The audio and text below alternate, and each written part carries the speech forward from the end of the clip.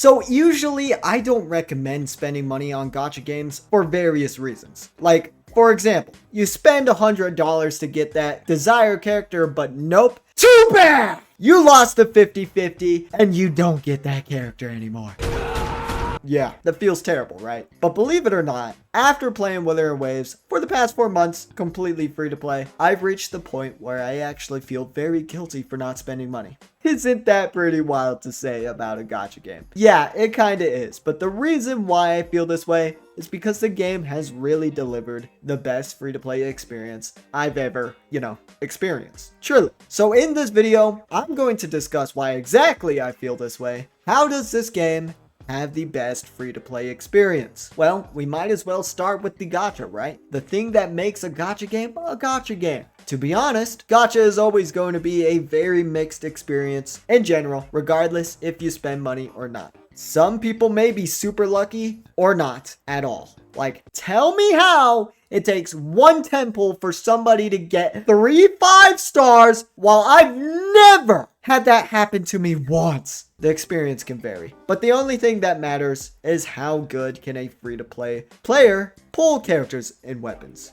In other words, how efficiently can they acquire the gacha currency? Well, of course, like most gacha games, the struggle of being free-to-play is still very present in Wuthering Waves. You gotta be smart while picking and choosing what you're after. If you really want a chance at anything, you have to save up your pulls. However, it's the great things like the beginner banner, which allows you to get a random standard 5-star character. There's a free standard 5-star weapon and character selector of your choosing. And then there's the guaranteed weapon banner, which means there's no 50-50 like there is in Genshin. Like, tell me why that's still there. Anyway, all that makes this entire gacha experience better. Plus, you have the many things to do in Wuthering Waves that can earn you enough gacha currency to pull. It can range from the story, side quests, achievements, milestones. Exploring the world can offer a lot. Events have a lot. Then activities like the Elusive Realm, Tower of Adversity, and hologram fights can give you quite a bunch as well. So, as a free-to-play, you're set pretty damn good in my opinion. Not to mention, Kuro's amazing generosity. They can give you so many pulls for free. Every single update, just because they feel like it. They love us. You can get compensated for bugs that you never even heard about. There's also the chance they can give you a free 5-star character like the one we got back in version 1.2, completely free. And if you're curious, he's a really strong character. That's crazy. So yes, the free-to-play experience for the gacha is actually quite damn decent if I do say so myself. As long as you're smart with your pulls, you can more than likely get that waifu you really want. No problem. Overall, I think that Kuro's generosity is what makes the gacha experience better than most gacha games. Now, since we discussed the gacha, I think it's appropriate that we move on to this video is sponsored by Jujutsu Kaisen Phantom Parade, the first IP licensed Jujutsu Kaisen mobile game that supports 9 languages. And it will be coming to global very soon. Use the many characters available, including your favorites from the original series, to create a powerful team and defeat your enemies in fluid turn-based combat, all while experiencing stunning graphics and animations faithful to the anime. You can also immerse yourself in the enhanced, fully voiced story, and on top of that, you can also experience the game's exclusive hidden story. With over 5 million pre-registered users, the excitement for the game is booming for many fans. That said, there are still pre-register rewards available, including a guaranteed and re-rollable SSR ticket. That's amazing. So if all this sounds like it's up your alley, don't hesitate. Use the link in the description to sign up now and get the rewards before it's too late. There's also a link to the official Discord where you can see the latest announcements, events, and much more. So head on over. Thank you so much, Jujutsu Kaisen Phantom Parade, for sponsoring this video. Coming back to Wuthering Waves, let's talk about the characters. Being free to play, of course, means that you can't get all of the limited characters you want. It sucks, I know. On average, the free-to-play player will rely mostly on characters that are easily accessible. This refers to 4-star characters as they're easiest to acquire, other free characters that you may have, or your mother. But are they good? I can't go on after saying that. Can you clear the content in Wuthering Waves with them? Yes, you can.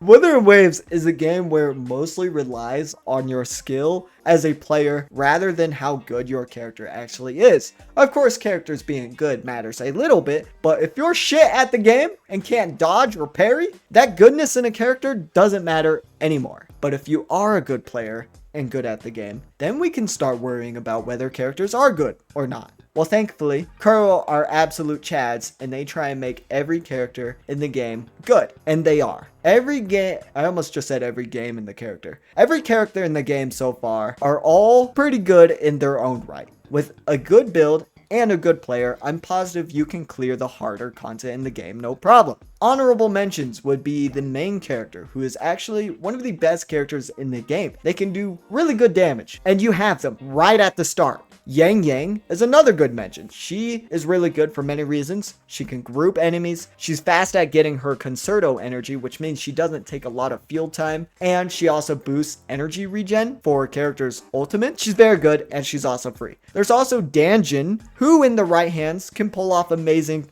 damage. And when I say in the right hands, I don't mean that lightly, because she's a character who is constantly one-shottable. She's a character who needs true commitment and skill. All in all, most, if not all, the characters currently in Wuthering Waves are good. They're not terrible by any means. They can get the job done for free-to-play players. They can get the job done for free-to-play.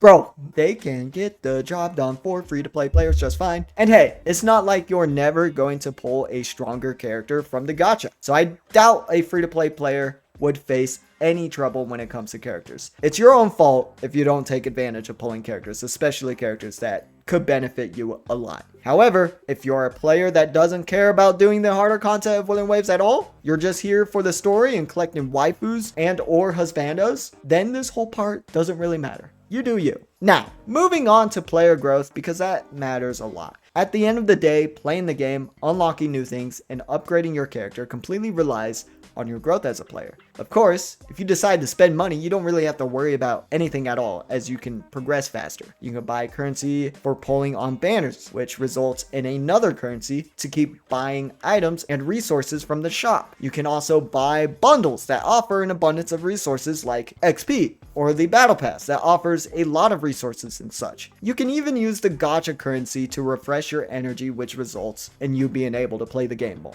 So yeah, no problem for people who spend money. But we're here to talk about the experience for free-to-play. How is it? Well, actually, free-to-play players can experience player growth just fine, as long as you play the game. In leveling terms, for this game's case, leveling your union level, it's rather steady. You can get the XP needed for it by almost anything. The best source is from story and side quests, as they offer you the most XP. Milestones are another way to get XP. Just farming bosses and things alike offer a decent amount. Then there's also exploring the world, getting chests, which give you XP as well. Although it's a little amount, it still matters. So overall, getting XP is easy as hell. What about resources? How nice is it as a free-to-play player to obtain resources, since building characters takes so many damn different resources, it's crazy! It's actually quite easy. Everything needed to build characters can be easily acquired by multiple sources from the game that free-to-play players can easily do. Not to mention the various shops like the Elusive Realm, Tower of Diversity, and Hologram shops. There's also events, and then the Gacha shop.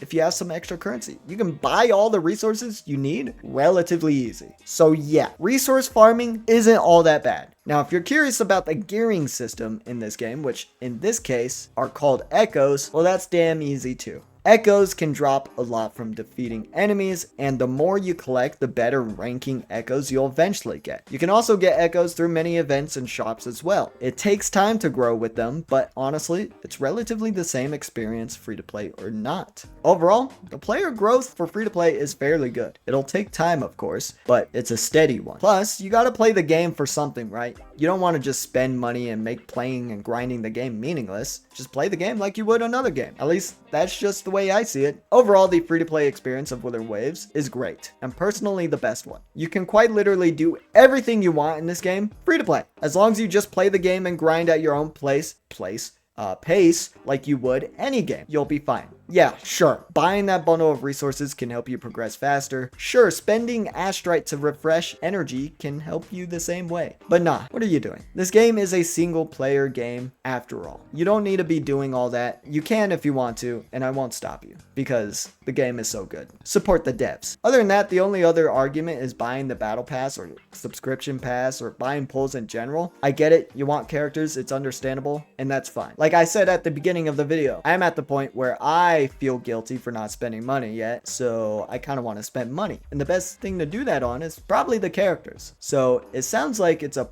perfect time to get my card out and ready for a certain someone for no particular reason at all. But again, this game's free-to-play experience is amazing. You don't have to spend money. You can play it just fine. You can get a lot of the characters if you want completely free. Of course, being lucky can play a great part in that, but the devs of this game make up for it with their generosity. That's what I like to think, at least. So me feeling bad for not spending money should tell you how good of a game this is, especially playing for free. Soon, I will not be playing for free. At this point, I feel like the devs deserve the money. I'll probably get the battle pass, the subscription pass, maybe both, or maybe just a whole bundle of pulls. I will say though, the best way Kuro could break me and likely others right now is by making character skins. The official art outfits. Made outfits? Oh yeah, dude, instant buy. Anyway, that wraps up why I think Wuthering Waves has the best free-to-play experience I've had to let's restart that. Anyway, that wraps up why I think Wuthering Waves has the best free-to-play experience I've had the pleasure of experiencing. Let me know your thoughts on all this down below. I'll gladly read what you guys might say, and while you're down there, how about considering a like and subscribe? That would be very much so appreciated. I hope you guys enjoyed the video. Thanks for watching, and I'll see you in the next one.